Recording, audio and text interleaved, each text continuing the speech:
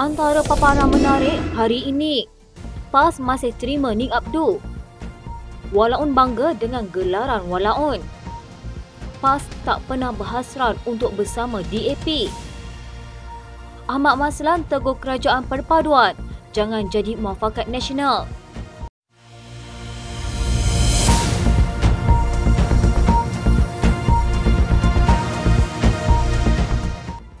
Sultan Johor memberi amaran kepada segelintir pihak supaya tidak menjadikan kenyataan baginda mengenai keadaan flat kos rendah di negeri ini sebagai isu politik. Titah baginda ini bukan perkara baru. Kerajaan-kerajaan sebelum ini mengetahui mengenai keadaan flat kos rendah di Johor, tapi mereka tidak berbuat apa-apa. Sekarang kerajaan perpaduan yang baru terpaksa menguruskan masalah-masalah sampah ini. Sultan Johor bertitah baginda terpaksa bersuara dan mengemukakan masalah tersebut kepada Menteri Pembangunan Kerajaan Tempatan Ngah Komeng kerana rakyat kini menyalahkan pihak berkuasa tempatan dan kerajaan negeri. Baginda bertitah SWM Environment Sdn Bhd sebagai syarikat yang bertanggungjawab menjalankan kerja-kerja pembersihan dan pungutan sampah langsung tidak memuaskan mutu kerjanya, terutama di flat-flat kos rendah. Titahnya tidak ada elemen politik dalam perkara ini. Jangan jadikan ini sebagai isu politik. Kerajaan-kerajaan sebelum ini tidak mengambil peduli akan permasalahan ini. Adalah sangat malang kerajaan perpaduan kini terpaksa menanggung permasalahan ini. Sebelum ini, Sultan Johor menzahirkan perasaan kecewa terhadap keadaan bangunan, penyelenggaraan serta tahap kebersihan flat-flat kos rendah di negeri ini. Baginda bertitah kebanyakan flat kos rendah di Johor berada dalam keadaan daif serta dipenuhi pelbagai sampah sarap dan seolah-olah rakyat hidup dalam reban ayam. Setiausaha Agung PAS Datuk Seri Taqiyuddin Hassan mengesahkan anak lelaki bekas Menteri Besar Kelantan, Nik Muhammad Abdul Nik Abdul Aziz, masih ahli parti itu. Pengesahan oleh PAS itu sekaligus menafikan spekulasi bekas ahli Parlimen Bacok tersebut mahu bersama Pakatan Harapan. Saya masih ahli PAS. Tidak ada apa-apa ura-ura lah. Kabar angin itu pun betul ke tidak? Sebelum ini timbul tanda tanya susulan tersebar gambar pertemuan Perdana Menteri Datuk Seri Anwar Ibrahim dengan Nik Muhammad Abdul ketika lawatan ke Kelantan. Pertemuan yang dikatakan diadakan di Hotel Perdana itu turut dihadiri abang kepada Nik Muhammad Abdul, iaitu Nik Omar dan isteri Perdana Menteri Datuk Seri Wan Azizah Wan Ismail. Sebelum ini, Nik Muhammad Abdul sendiri sudah pun menegaskan pertemuannya dengan Anwar hanya perjumpaan biasa dan tidak mempunyai hubungan kait dengan politik. Peguam Alif Benjamin Suhaimi yang mewakili Anwar mengesahkan beliau telah memasukkan kehadiran dalam kes samantong Dr. Mahathir Mohamad terhadapnya yang menuntut ganti rugi RM150 juta berhubung ucapan Perdana Menteri ke-10 itu di Kongres Nasional Khas Malaysia Madani, pelaksanaan sebuah idealisme pada Mac lepas.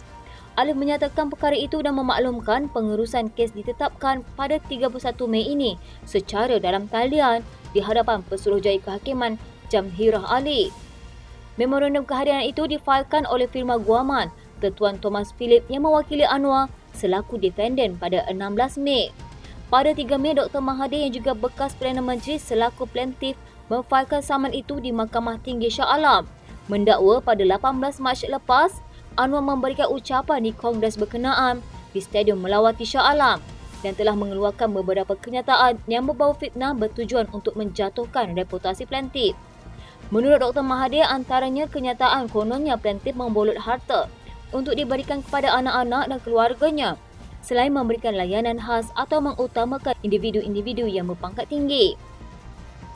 Oleh itu, plaintiff menuntut ganti rugi am berjumlah RM50 juta, ganti rugi teladan berjumlah RM100 juta dan perintah supaya defendant dengan serta-merta menarik balik kesemua kenyataan-kenyataan fitnah. Beliau turut memohon perintah mahkamah supaya defendant memadamkan semua kenyataan di media sosial atau media elektronik selain memohon perintah agar defendant membuat permohonan maaf secara bertulis kepada plaintiff dan relief yang lain yang difikirkan sesuai. Gabungan Pakatan Harapan dan Barisan Nasional di Kelantan diyakini mampu memberikan tentangan hebat terhadap PAS yang sebelum ini dianggap kebal kerana menguasai negeri itu lebih 3 dekad. Pengerusi Pakatan Harapan Muhammad Hussein berkata, keyakinan itu berdasarkan sambutan hangat rakyat Kelantan, terutamanya anak muda ketika Majlis Rumah Terbuka Malaysia Madani yang lalu. Menurutnya, kesedaran anak muda yang dimomokkan dengan hal-hal melibatkan bangsa dan agama pada pilihan raya umum ke-15 terbukti tidak berlaku selepas PH dan Barisan Nasional Memerintah mendorong mereka nekat menukar pemimpin negeri. Katanya indikator jumlah kehadiran ini jelas sekali membawa mesej yang jelas dari rakyat Kelantan bahawa mereka amat dambakan perubahan dan ingin sekali mendengar dari mendekat mesej yang disampaikan oleh PM. Untuk PRN kali ini, saya optimis PH dan BN akan memberikan tentangan yang semaksimal mungkin bagi memastikan Kelantan akan bertukar tangan kepada PH dan BN. Kerjasama yang termeterai antara PH-BN diyakini mampu menyelesaikan permasalahan rakyat dengan lebih cepat melalui perancangan yang mampat. Apapun kerjasama ini perlu dipertingkatkan agar dapat dicapai matlamat yang satu.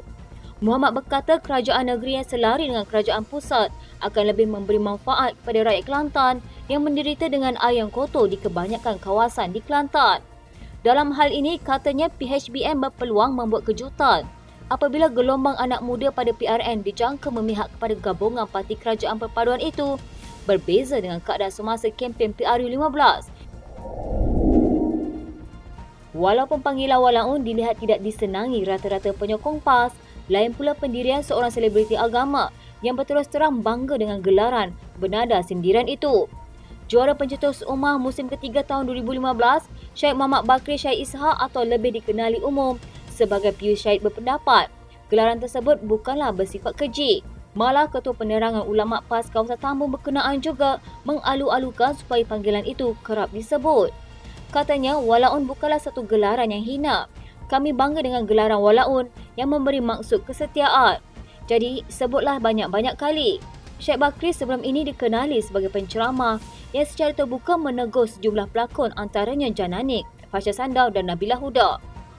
Berhubung panggilan walaun yang diambil daripada perkataan walak, Abu Miskat pernah menegaskan bahawa walak ialah kesetiaan yang tidak berbelah bahagi kerana imam dan akidah. Bekas pegawai khas kepada mantan Menteri Agama Datuk Seri Dr. Mujahid Yusof Rawat itu berkata, tiada walak selain hanya kepada Allah, Rasul dan Islam. Katanya walak kepada orang Islam atau parti Islam tiada dan tidak harus. Menurutnya kewajipan walak kepada sesama orang beriman seperti terkandung dalam ayat Al-Quran ditujukan kepada orang beriman secara keseluruhan, bukan individu Islam dari negara, bangsa atau kelompok tertentu. Sehubungan itu, Abu Miskat menasihatkan orang ramai supaya tidak usah walak kepada orang Islam atau parti Islam tertentu demi mengelak. Susah kita dibuatnya nanti. Naib Presiden PAS Datuk Muhammad Ammar Nik Abdullah berkata, PAS tidak pernah berhasrat untuk bergabung dengan DAP dalam menghadapi pilihan raya negeri akan datang. Sebaliknya, PAS akan terus setia bersama Perikatan Nasional untuk berjuang pada PRN nanti. Katanya, malah jelas sekarang ini kami tidak menyokong kerajaan persekutuan adalah kerana adanya DAP. Jadi bagaimana kami boleh bergabung dengan parti terbabit? Sekarang ini kami akan memberi fokus kepada PRN kerana yakin bukan sahaja boleh mempertahankan kemenangan 3 negeri, tetapi juga bakal merampas 1 atau 2 lagi negeri yang kini di bawah Pakatan Harapan. Sebelum ini, media melaporkan kenyataan Presiden Parti Amanah Negara, Datuk Seri Mahathir Sabu bahawa tiada mustahil sekiranya PAS kembali membentuk tahaluf siasi bersama DAP dalam masa terdekat. Menurutnya, perkara itu bukanlah sesuatu yang mengejutkan jika ia berlaku, kerana PAS kini berkawan dengan musuh politiknya, Tun Dr. Mahathir Mohamad. Tambahnya lagi, sehubungan itu PAS tidak berhak mengkritik mana-mana pakatan politik lain kerana parti itu juga mempunyai rekod bersekutu dengan parti politik lain demi kelangsungan politiknya sebelum ini.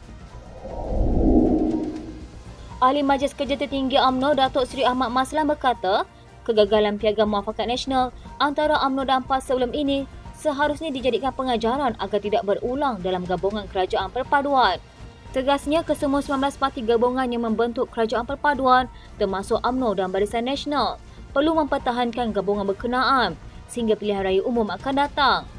Katanya, MN ditemeterai 14 September 2019.